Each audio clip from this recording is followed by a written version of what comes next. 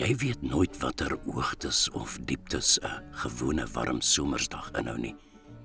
Veral een wat lyk of al sy fit weldra in die warm son sou uitbrand. Ons is almal af na Ambelia vir die Sondag. 'n Versteekte strandjie nie te ver nie. Hoofsaaklik omdat Annie by 'n taverne daar sou sing. Anastasia Kosti, 'n mooi jong vrou wat voor ons oë groot geword het, van 'n talentvolle en dwarsinnige meisiekind tot 'n soortgelyke volwassene, wat haar mond oopmaak en sing en jy is onmiddellik in die heuwels, of op die see en jou geliefde weg van jou op land, of iewers waar jou oë na die hemeltrans opslaan en die sterlig boor bloed uit jou uit. Jy is verplaas en betower. Eenmaal jare gelede het ek saam met Annie destyds 'n jaar of 15 die lied Sagapo gesing tydens 'n piknik in die veld onder die olyfbome. Ek het jou lief, een van die geliefdste tradisionele liedere in Griekeland. Ek het jou lief want jy is mooi. Ek het die hele wêreld lief want jy is daarin. Soos alle Griekse poësie en die meeste prosa verloor dit hart in vertaling en klink het laf. Maar daar in die veld onder sterlig, gedra op die sterk suiwer stem van 'n boerling, wen die lied en wen hy, en styg dan op en vul die lug en vul jou hart. Hartstog is wat dit is.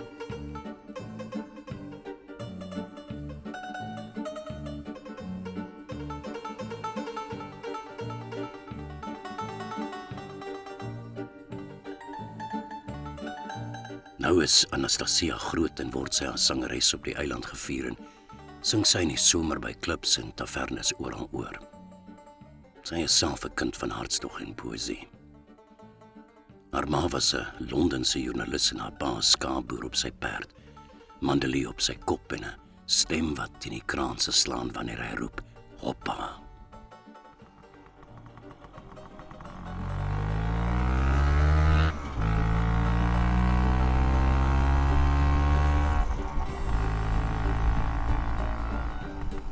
Ons is in 'n liggies wanordelike groep af na Ambelia. Die matriarg van ons groep in haar motor, haar dogter met haar Londense gesin in 'n ander een. Ek op die skooter agter die breë rug van my geliefde, juigend af deur die heuwels. Die olyfbome wat silwergrys verbyskiet. Die see in blou flitsse tussen deur die bome.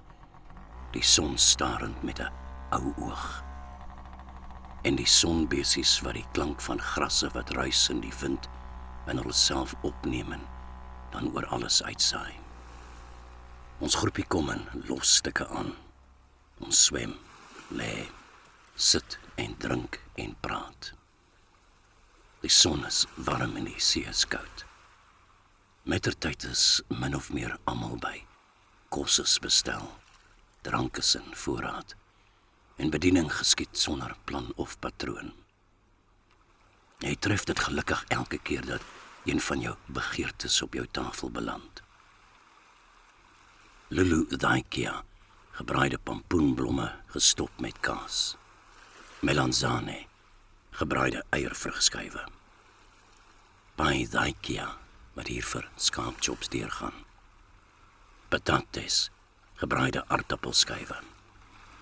Sardeles, sardines, imam, gestoofde eiervrug, tamatie en pepers.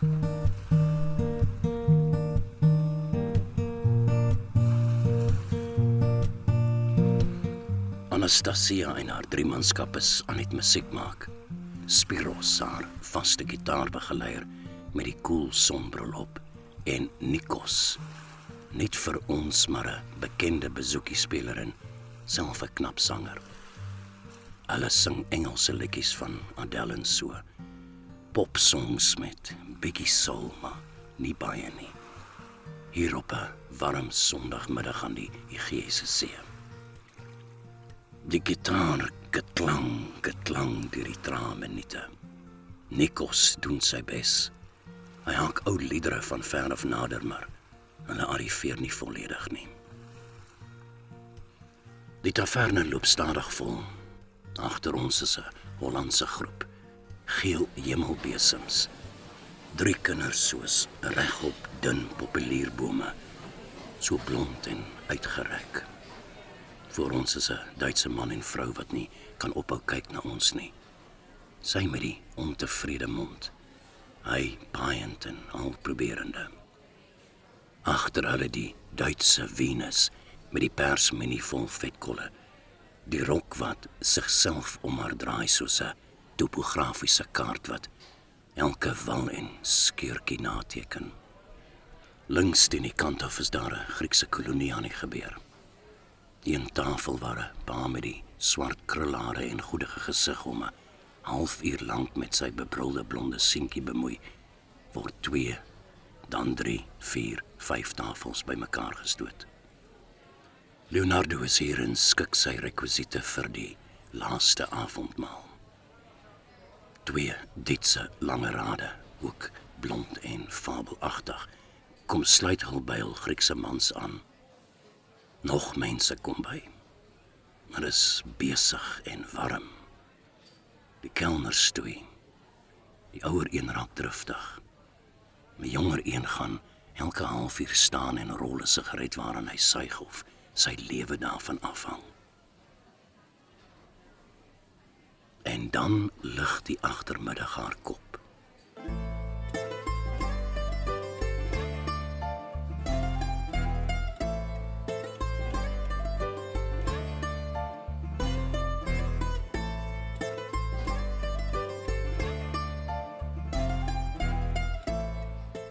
Skielik is daar 'n ander kwaliteit aan die lig. Mense kyk op, die oor neig. Iets kom te pas. Dit is Anastasia wat 'n Griekse lied begin sing het. Die lied kom van 'n plek in die tyd, iewers waar ons nie meer toegang het nie, maar sy bring ons soontoe. Haar altstem is direk ingeskakel by 'n hoofstroom van iets. Dit kom sterk en sidderend uit. Om ons word dit lig, dan donker. Annie se oë gaan toe, sy gooi haar kop agteroor en sy is geheel en al keel en stem. Hoppa, klink dit deur die taverne. Ek herken die stem en sien vir die eerste keer daar sit Michaelis, die trotse pa van Anastasia. Hoppa, en om hom knik mense. Nog 'n lied volg en Michaelis is op sy voete. Hy het die gevoelte, die gees gevang wat die Griekse kefie noem. Iets wat van jou middelrif af opkom en jou laat dans. En Michaelis dans. Die solo-dans wat iets van die voetbeweging van 'n ongedurige perd daaraan het, maar 'n stadige beweging. Hy gooi sy hande op. Sy voete volg 'n patroon. Soms huiwer hulle, een lig op en mis 'n slag voor dit weer afkom. Hy klap die vingers in, maak sy oë toe. Die goedige man met die krullare kom kniel op een knie langs Michaelis en klap hande op die ritme van die lied. So eer jy die danser en moedig hom aan. Griekse gemeenskapslede gaan daaroor dat mens die sirkel betree en jouself in die geselskap staan maak. Jy moet bydra om iemand te wees. En as jy dans, spreek jy jouself uit. Verklaar jy jou siel en bied jy iets vir die vermaak van die geselskap aan. Jy dans jou eie lewe, jou blydskap en verlange, wat reg was en wat verkeerd was. Michaelis, 'n man met 'n ryk geskiedenis, is in sy 60's. Sy bruin lyf is nie meer wat dit was nie, maar sy bewegings is soepel en sensueel, byna vroulik. Sy stomp vingers gee elke hand 'n lewe van sy eie, subagente van die groter dans.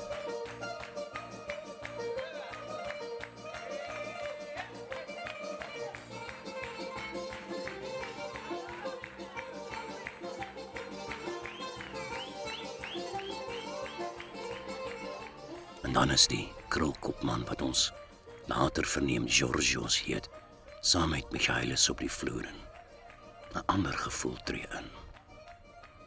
Teenoor Michaelis se geharde sekerheid sit Georgios se melankolie vlakker.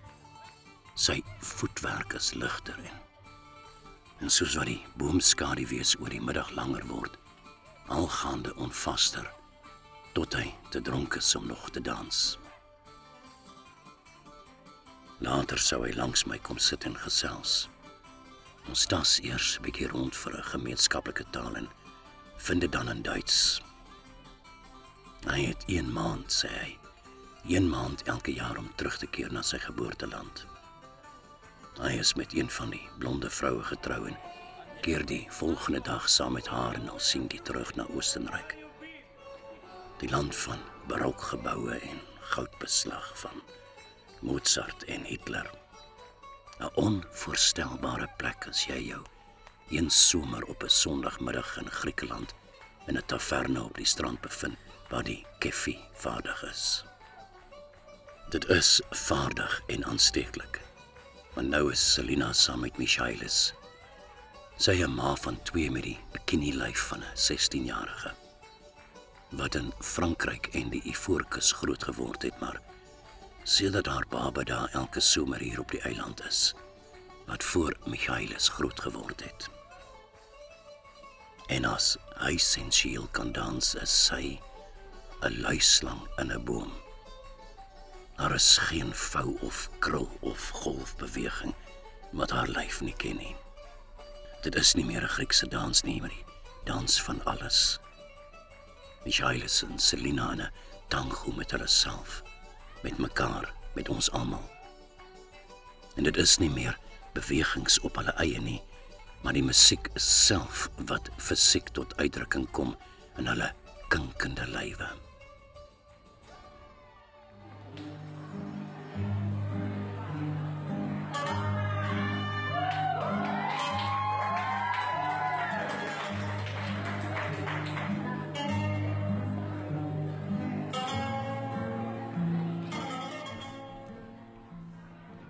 Volgende dans Selina se ma Elizabeth, die beeldskone vrou in haar 70's met die bos gekartelde wit hare. Sy is die matriarg, die een wat ons almal sedert die jare her na die eiland gebring het en ons daar ingelei het. Sy het die Griekse taal en leefstyl en folklore en musiek na haar DNS en sy deel dit met die vrygewigheid waaroor net 'n vrou beskik. En sy dans in die ligte tred waarmee sy op die aarde trap, sodat sy dit nie versteur nie. 'n fee, 'n tovenares, 'n grasie. En dan is Selina en nog 'n vrou op 'n tafel, en hulle vier mekaar aan, en die musiek jaag hulle, en die gehoor stoot golwe energie, met elke handeklap op na die tafel. Ons almal word deel daarvan asof ons in 'n draaikolk opgeneem word. En nog mense kom dans. Een kant op haar eie dans Venus in die perserok. Sy het ruim mates van alles in. Sy dans met die volle omvang daarvan. Duits. Dit mag haar oorsprong wees, maar sy het die klap van 'n ander windmeel hier op die eiland weg. Elizabeth gaan trek haar uit die rand uit en bring haar na die binnekring. Want dit is wat nou ontwikkel het. Nog ander het na vore gekom. Toeriste dom van voet, maar warm van bloed en almal dans. 'n Amateur weergawe van Zorba the Greek, dog een met hart. Die Venus dans met oorgawe, maar sy hou een oog ligtig op die ander kant van die taverne. Daar sit die vriendin van die man met wie sy, Venus, 'n deeltydse gelukkie deel. Iewers in die loop van die middag gaan ons swem om af te koel. En daar vanuit die see lê die taverne voor ons. 'n Gebouetjie wat benede beskrywing is. 'n skadu net getrek oor geroeste steierpype. 'n growwe sementvloer beplank met lelike stoele en tafels, genestel in 'n bos tamariskbome, en agter 'n enkele regop populier en omring van heuwels. Waaraan het die plek op hierdie middag geboorte gegee? In hierdie lelikste struktuur was daar 'n happening, 'n warrelwind het die dorre aarde getref. Toe ons druppend terugstap na die taverne, staan Venus onder die strandstort, waar deur tafels en stoele omring word. Net in haar bikinibroekie, vleesig en nat en oorvloedig in gawes. By die tafel gaan sit ek en notas maak. Die vrou wat saam met Selina op die tafel gedans het, kom vra my wat ek doen. Ek sê ek maak aantekeninge want ek wil niks hiervan vergeet nie. En dit word 'n gesprek. Haar naam is Peggy, maar haar regte naam is Petrulla. Fabio is die naam van haar man, die mooi Italianer met 'n dogtertjie op die arm. Albei is van Kanada, daar gebore, maar Peggy se mense kom van hier af en dis waarheen hulle altyd weer terugkeer. Peggy vra of sy in my boek kan skryf. Ek gee dit aan. Onderteken met 'n lipstifiesoen skryf sy daarin oor hierdie middag. What a tremendous spontaneous occurrence. And we tried to plan such an event, it would not have happened, and for this we are thankful and so blessed. Annie kom sit by ons. Sy is op pad na Duitsland om 'n daar te probeer maak as 'n sangeres.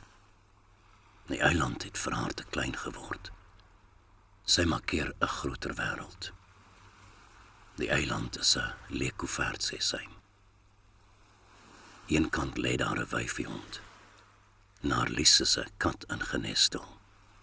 Hy trap met sy voorpote in die hondjie se maag in. Die skuim staan om sy mond soos hy drink.